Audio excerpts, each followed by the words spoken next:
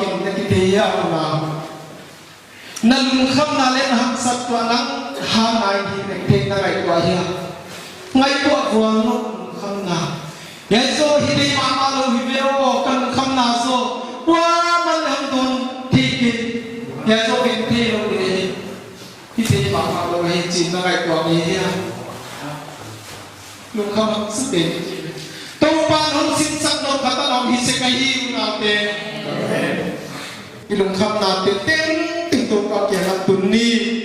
to pa muan ding hi amang hi veng the na hi chỉ là to pa i no te wa hi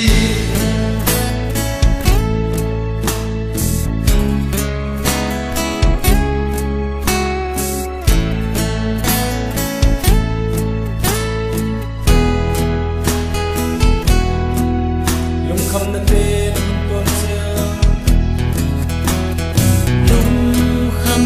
te ahon tuam sia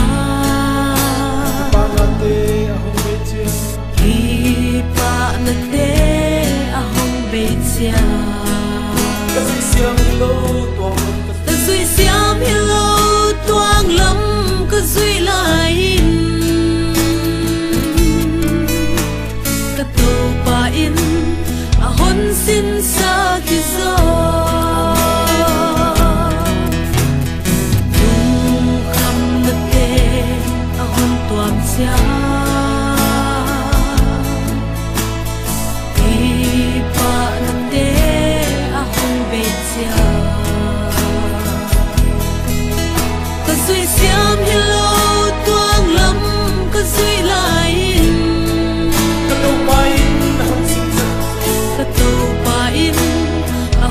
xin xa khi gió